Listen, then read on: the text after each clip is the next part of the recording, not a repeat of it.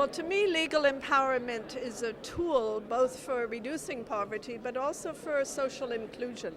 Because the poor, one of the reasons they are poor is that they've sort of been left out of the structures of society that not only regulate but also protect.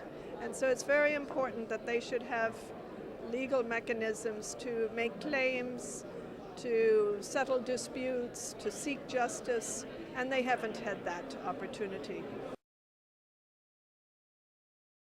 Well, I think civil society has to be unpacked. Some people are working on the top down, on what are the technical aspects of legal reform, doing the advocacy at the international level.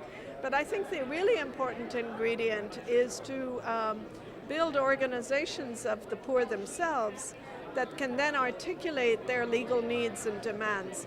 And so I see civil society as doing both, and I also see civil society as including the member-based organizations of the poor, whether it's trade unions or cooperatives or associations, self-help groups, and they need to be empowered as well and have legal identity. The organizations, not just the poor themselves.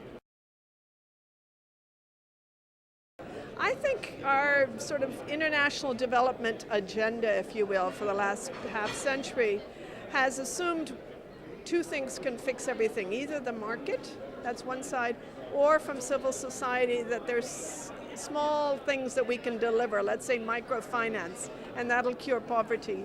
And what's been missing in the middle is the structures that actually regulate the distribution of market forces and also the distribution of justice. And I think structural change, one, people want simple solutions, and two, structural change is really hard.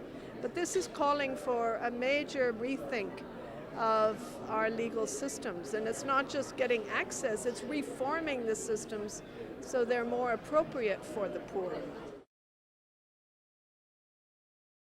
Well, we've just, as civil society, met with the commissioners, and what was very encouraging is from both sides, neither side wants it just to be a report that gets shelved.